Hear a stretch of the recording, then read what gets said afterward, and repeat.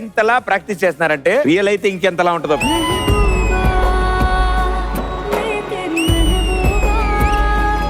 Congratulations. ఏం పీకేవన్ congratulation. ఏమని పిలుస్తారు మీరు? జఫా ఎక్కడ ఉన్నావురా? ఇప్పుడు దిల్సే ఎప్పటి నుంచి వచ్చింది సార్? ఇంటి పేరు అనుకున్నా తెలిసే అంటే. ఎన్నాళ్ళ నుంచి పరిచయం ఇద్దరికి? 5 years. మీరు 5 అని ఎందుకన్నారు? మీకు సంవత్సరం ముందే తెలుసా ఆయన? అంటే 2020 పోయింది లాక్డౌన్ వల్ల. అప్పుడు కలిసి ఉన్నాం కా, ఎందుకు తీసేయాలి? మిమ్మల్ని ఏమని పిలుస్తారు సార్ ఆవిడ? సిద్ధమ్మ. మీరు పెద్దమ్మ. ఎవరు ఫస్ట్ ప్రపోజ్ చేశారు? స్టార్టింగ్ డైరెక్ట్ గా ప్రపోజ్ చేయలేదు, కానీ కాల్ గోకేవాడు.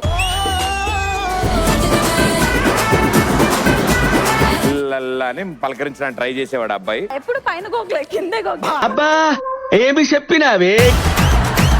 నెక్స్ట్ స్టేజ్ ఏంటి? నైట్ బయటికి తీసుకెళ్లేవాడు. ఐస్ క్రీమ్ తినడానికి గురువు గారు. ఇది లాక్డౌన్ కి ముందా లాక్డౌన్ తర్వాత? లాక్డౌన్ కి ముందే. లాక్డౌన్ లో ఇంకా అంత అయిపోయింది. కోపం ఎక్కువ?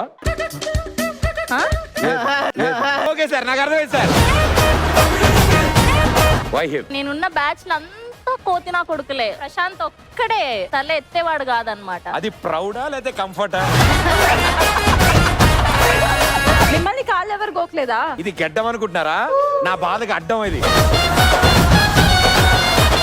ఎంత శాతం మంది భర్తలు బయటికి వెళ్ళేటప్పుడు భార్యలు ఎదురు రావాలి అని భావిస్తున్నారు? అడిగేవా నీ మొహానికి? ఎంత శాతం మంది ఆన్లైన్ షాపింగ్ లో కొన్న బట్టల్ని యూజ్ చేసి రిటర్న్ చేస్తున్నారు? సిద్ధుకి అన్ని ఇలాంటి ఐడియాస్ బాగుంటాయి. ఇప్పటివరకు మీరు ఎవరికి చెప్పని సీక్రెట్ కూడా కింద రాయండి. అరే నీకు 20,000 ఇచ్చారా అని చెప్పేసి సగం నొక్కేస్తావు. ఎంత గలీజ్ రా. 70 and 62 యావరేజ్ ఎంత?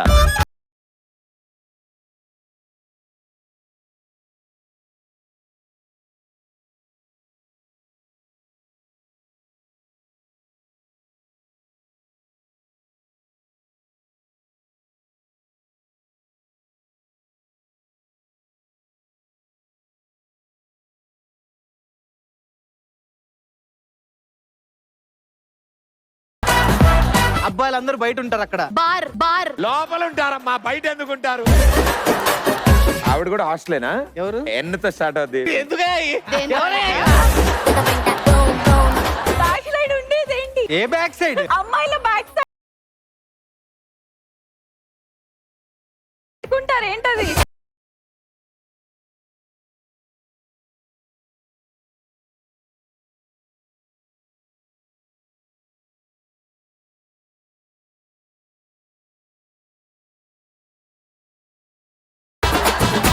జడేస్తాను చూడు, నేను జడేస్తాను చూడు, నా జడ సాయ చూడకుంటే తీసేస్తా చూడు. నువ్వు అటేసుకొని